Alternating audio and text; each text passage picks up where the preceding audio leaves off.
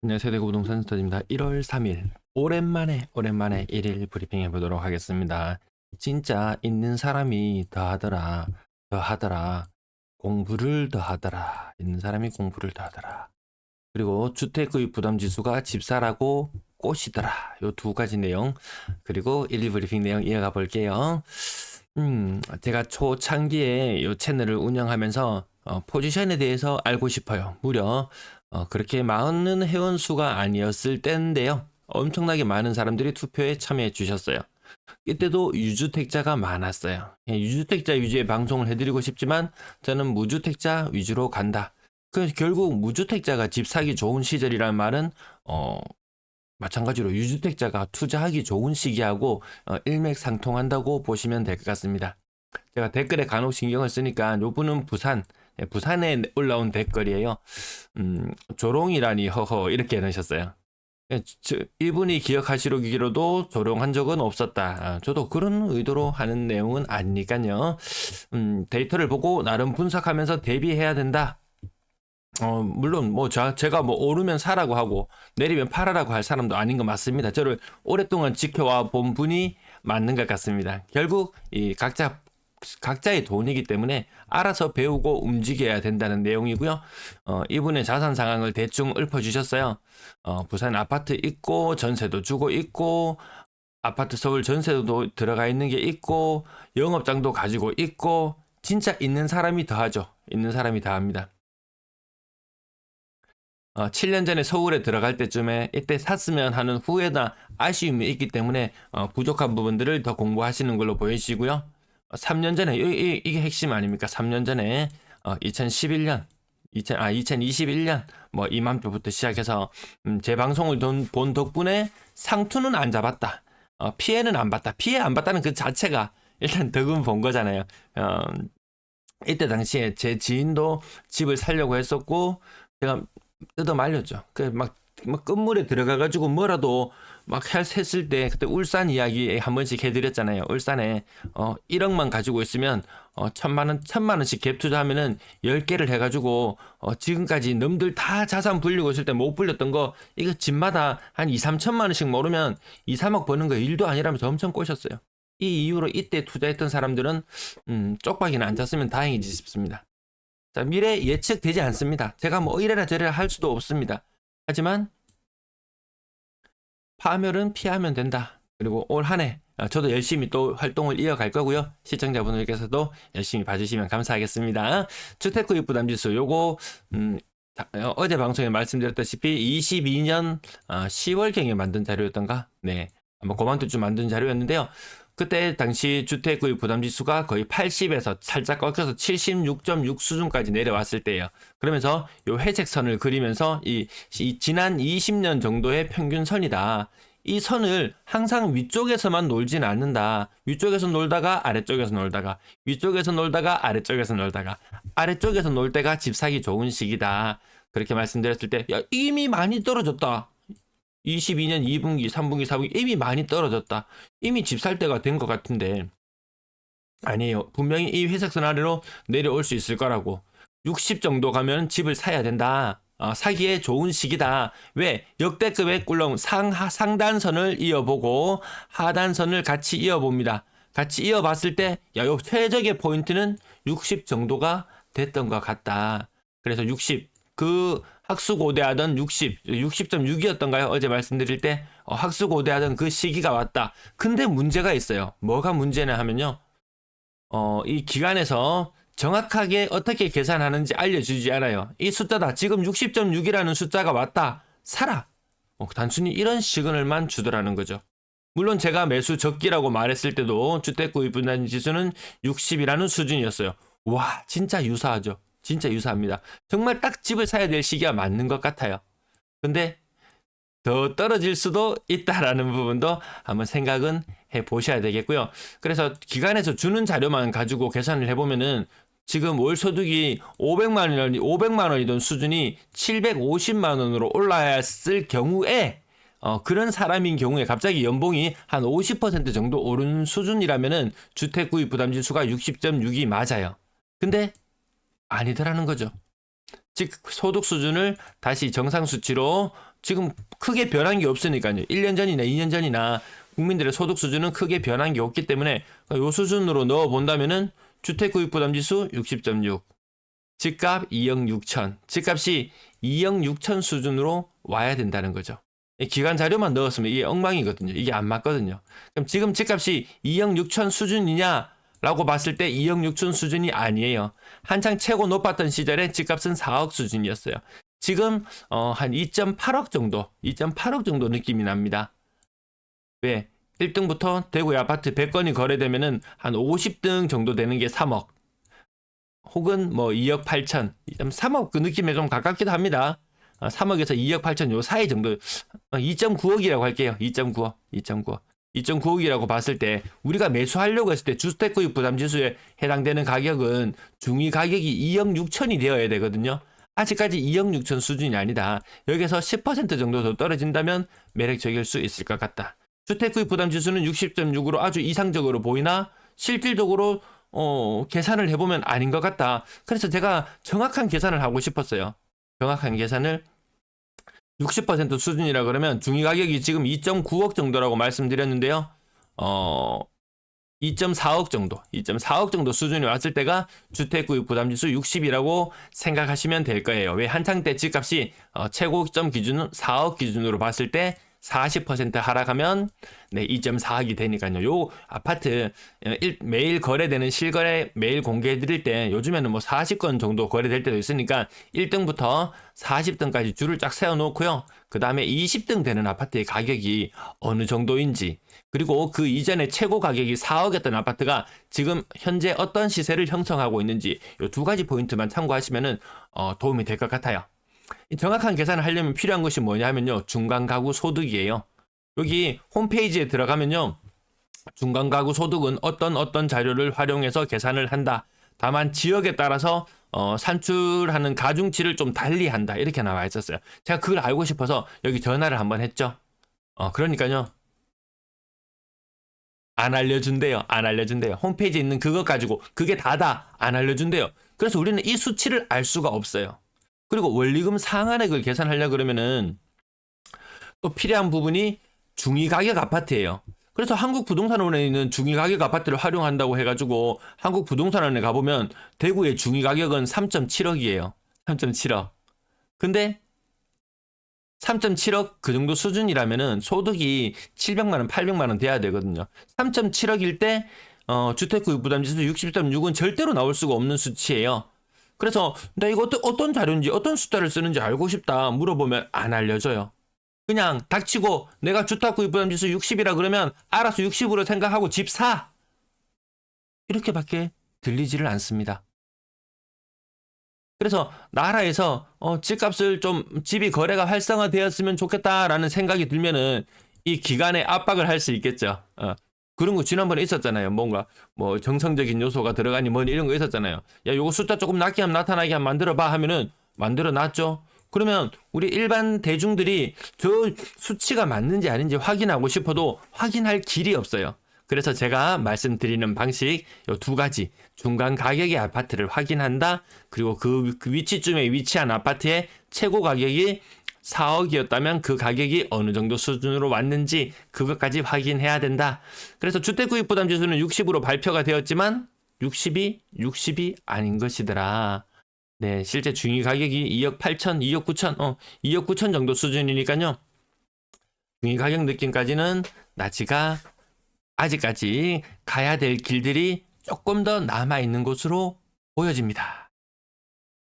자, 신생아 특례 이제 1월달 하반 우대형 특례 보금자리론이 종료되고 나면 신생아 특례가 나오는데, 이 신생아 특례가 있기 전에 이미 신혼부부 뭐 보금자리론이라든지 이런 것들이 이미 신생아 특례에 준하는 대출 프로그램들이 이미 돌아가고 있었어요. 요거보다 조금 더 혜택을 정도 더 주는 수준이거든요. 그래서 대구에서 최악의 거래량일 때는 800건 수준의 거래량이었어요. 그러던 것이 이번에는, 지난번에는 한 50% 정도 특례 보금자리 나왔을 때는 거래량 상승 효과를 불러올 것이다. 거기에 이 하고제비들까지 따라 붙어서 플러스 알파까지, 거기까지 계산해 봤을 때 대구의 거래량은 한 1200건 수준까지 가능할 것으로 보인다. 평균은 지금 30% 하락하고 있는 형태고요. 많으면 40% 하락까지도 생각할 수 있다. 이미 40% 가까운 하락이 나오는 거는 저가 3억 이하의 아파트들 구축에 구축에 뭐 약간 외곽지 약간 요런 느낌 나는 곳들을 보면은 이미 40%에 가까운 하락을 근접해 가는 것들이 많이 있죠. 고가, 중고가의 아파트들은 아직까지 이 길은 가고 있지는 않은 것 같습니다. 요거 아래 꼭 여기에 링크된 상품을 사라는 건 아닌 거 아시죠? 이 링크를 클릭만 하고 들어가서 다른 상품을 검색하시고 사셔도 괜찮습니다. 너무나도 큰 힘이 될 것 같습니다. 자, 색깔 조금 알아보기 쉽게 바뀌었나요? 요 색깔을 제가 또 바꾸는 것도 깜빡했네요. 빨주, 노, 초, 파 순서로 이렇게 진행될 거예요. 지금 여기 일단 빨간색, 노란색 선. 작년 끝자락에 37,800개로 끝이 났는데요. 지금은 38,000개를 살짝 넘어서 있는 상태. 지금이 수요일이니까 그래요. 요 끝 추세가 끝에 부분이 살짝 밑으로 내려오긴 했어요. 그렇다고 재작년처럼 급격하게 내려오는 형태는 아니라는 부분. 자, 여기는 빨주, 노, 초, 파 순서대로 되어 있죠. 빨주, 노, 초, 파. 가독성이 조금 나아졌나요? 지금 현재 거래량 매물 개수는 전세 매물 9,500개 9,500개 수준. 작년 말이 주황색 끝자락이 9,500건 고만고만한 수준을 유지하고 있습니다. 뭐 특별히 호재나 특별히 악재나 이런 것들은 보이지 않는다. 전세 매물, 월세 매물 지금 7,465개, 작년의 끝자락보다 살짝 높은 정도, 뭐 큰 변화 없습니다. 전체 임대 물량도 작년 말과 지금 현재 큰 변화가 없다. 자, 아파트 거래량 오늘 111건. 요 이틀치 거래가 아니죠. 네. 3일간의 거래량이 합쳐진 거 많지 않죠. 요 지난주 숫자 비교해 보셔도 113건. 크리스마스 연휴 때문에 113건, 이번에 111건, 큰 변화 없이 주간 거래량 300건 정도. 이번 주에 뭐 조금 많이 잡아서 330건으로 잡았는데요. 300건 정도 수준으로 나올 것 같습니다. 뭐 1100에서 1200건 수준, 네, 1200건 수준까지도 아마 나오지 않을까 싶습니다. 첫 주가 종료되고 나면 대충 윤곽이 나옵니다. 어느 정도 거래가 나올지. 1200건? 제가 이렇게 너무 좁게 잡았었나요? 1200건 정도 바라보고 진행해 가도록 하겠습니다. 빨간색 현재 1월달 현재 9건의 거래가 진행되었네요. 자, 지난달 말은 918건의 거래량, 이 끝은 어디까지 갈 것인가? 네, 이 부분까지도 계속 살펴보시면 되겠습니다. 오늘 거래가 많다 보니까 3억 이상 거래도 제법 많았습니다. 힐스테이트 버머 간만에 제법 높은 가격 나왔습니다. 이거 뭐 17억 그까지 갔었던 가격인가요? 요거 위에 한 단계 더 있었던 게 취소되었던 사례가 한 번 있었죠. 굉장히 고무적인 가격이긴 합니다. 14억 9천. 중개 거래 13층.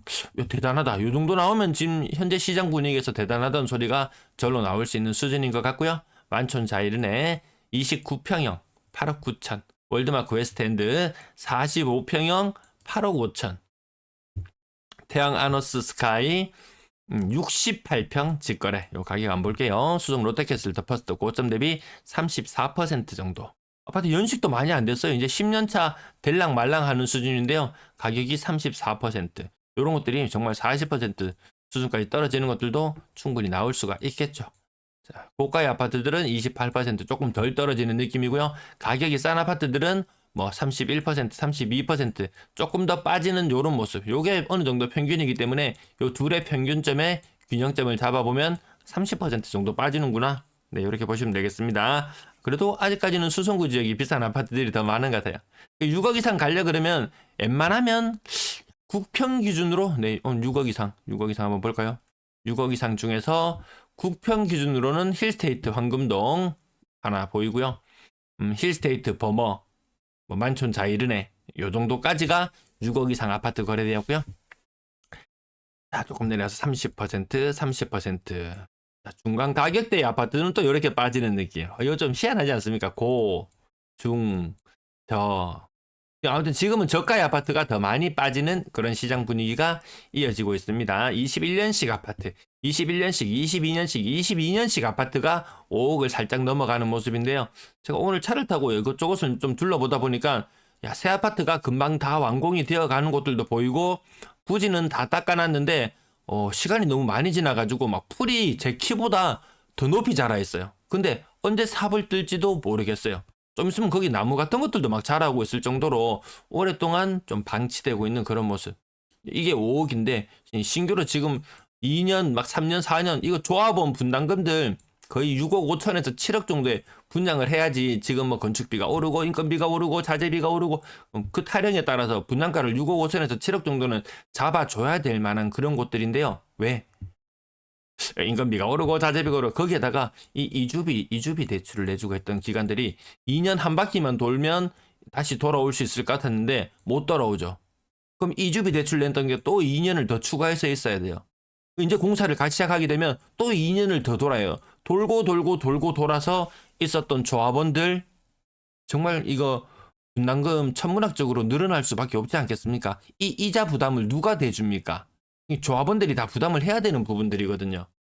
이게 무섭습니다. 이게 자 30% 월성 협성 유포래 5억 자 1월 1일자 거래면은요 그때네요. 뭐 이때 뭐 이미 고등학교 이전한다고 발표 난 이후네요. 근데 이전했을 때 걸림돌 최대의 걸림돌 마지막 남았는 게 하나가 있죠. 이 기존 부지 매각. 누가 예전에 어떤 뭐 찌라시 썰로는 그거 부지를 뭐 하나은행이 가지고 있고 그 부지를 지금 상인동에 있는 그 부지를 그 월성동에 있는 대천동에 있는 그 부지와 맞교환을 하면서 일정 부분 돈을 받는다. 왜? 이 기존 부지 제가 그 평수 한 1.5만 평 정도 되잖아요. 옮겨가는 곳은 한 5,000평, 뭐 4,000평 이렇게 되나요? 이 부지 면적 차이가 많이 나죠. 그 입지 자체도 완전 여기는 지하철역 그런 차이가 좀 있잖아요.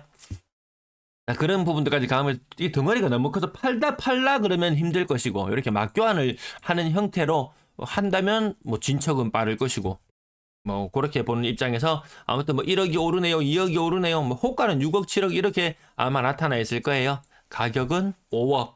발표 전이나 발표 후나 아직까지는 큰 차이가 보이지는 않습니다. 자, 21년, 20년, 19년 중간에 조금 오래된 거 끼었는데 국평 아니고 요 가격 이렇게 사이에 끼어 있네요. 캐슬 골드파크 30%, 27% 조금 건너뛸게요. 한신더유 이스턴 팰리스 매천동 요 꾸준히 거래가 됩니다. 19년식 아파트 21년이 되고 23년이 되고 이제 2년차, 4년차 이렇게 넘어가면서 거래 연식에 따라서 아파트 매매가 많이 거래되는 텀들도 그런 부분들 한두 번 봐주면 될 것 같고요. 4억 3천 대구 이시아폴리스 더샵 38평형 4억 1천 평당 1,000만 원 살짝 더 넘어가는 느낌. 많이 새 아파트면은 가격은 뭐 1,400, 500 요 정도 느낌까지는 나고요. 직거래 빼고 직거래도 여전히 좀 비중이 약간 높아지고 있죠. 거래가 생각보다 잘 안 되면 직거래 비중이 높아진다는 부분. 용산 롯데캐스 이제 20년 차가 되었어요. 달구벌대로 지하철 2호선 라인 고점 대비 37% 알아. 고점 대비 37% 알아. 근데 이 아파트도 좋은 아파트 좋거든요. 이 아파트 굉장해요. 요 뒤에 뭐 법조타운 이런 것도 있고 이 동네도 괜찮거든요. 근데 가격이 이렇게나 많이 빠졌어요. 요거 곱하기 2 하면은 인근 신축 아파트 무슨 자이인가요? 그 아파트 거의 한 7억 가까이 하잖아요. 분양가도 한 6억이 넘었던 것 같고 어떤 선택을 할 것인가 이런 고민들을 하지 않을 수 없는 그런 시기들인 것 같습니다. 32%, 26% 조금 더 가격을 앞자리가 6자로 시작하는 것들이 빈도가 굉장히 많아졌다라는 부분들까지 계속 말씀을 드리고요. 자, 한창 때 가격이 4억 정도 했던 아파트가 제가 이 아무래도 뭐 점점 많아지죠. 앞자리가 6자로 시작하는 게 점점 많아지죠. 30% 이상 하락하는 게 분위기가 확실히 작년 연말부터 갑자기 많이 달라졌습니다. 네. 가격이 뭐 4억 3천 조금만 더 내려오면 요 정도 가격대 SD 프라임 강북 이건 뭐 대단지나 이런 아파트 아니고 비교가 좀 애매하긴 한데 4억 정도 수준했던 아파트가 2억 9천 8백인데 거의 3억이잖아요. 제가 아까 가격 말씀드렸을 때 4억 정도 했던 아파트가 2.4억까지 469, 446, 40% 정도 하락하면 이건 정말 베스트. 지금은 3억. 요 40% 정도 수준까지 가격이 하락해줘야지 주택구입부담지수 기준으로 봤을 때 가장 하단이다. 그렇게 바닥을 완전 다진 가격이다. 이렇게 보시면 될 거예요. 뭐 심한 경우에는 45% 하락하는 경우도 있긴 해요. 이게 연식이나 뭐 평형이나 이런 것 여러 가지 따져봤을 때 따져보기도 해야 되겠다라는 부분. 자, 건당 거래 대금 빨로파. 자, 이렇게 보시면 되겠고요. 거래가 뚝뚝뚝 떨어지고 있는 현상 무섭더라. 21년도에 이 모습처럼 이런 모습들 이어질까봐 조금 우려스러운 부분도 있습니다. 3억 미만 비중이 이렇게 높다. 백채 중에 딱 중간에 거래되고 있는 여러 모습들을 보면 3억짜리가 한 56% 정도 요 자리에 있으니까 이런 것들도 중위 가격을 찾는데 아마 참고가 되실 것 같습니다. 6억 이상 아파트 지금 거래가 거의 한 70% 가까이 거래가 됐을 거예요. 확실히 많이 줄어들죠. 6억 이상 아파트도 요 정도 선에 머무를 것으로 보여집니다. 분양권 16건의 거래가 있었고요. 분양권 거래도 원래 많이 줄어들고 있다라는 부분. 전세 거래량 아직까지는 뭐 별다른 특이한 부분들은 없어서요. 전월세 비중 굉장히 낮은 상태. 노란색 끝자락은 살짝 높아지긴 했습니다. 다시 전세 비중이. 하지만 여전히 이 노란색이 2023년도 선이잖아요. 역대 가장 낮은 수준을 계속 유지하고 있다. 서울이나 이런 것들은 많이 회복했어요.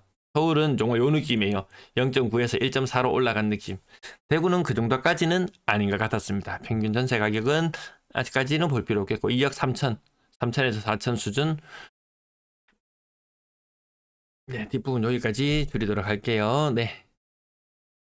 월세는 확실히 많이 거래되는 거 확실히 느껴지시죠? 확실히. 네, 확실히 많다는 부분. 네, 시청해주셔서 감사합니다.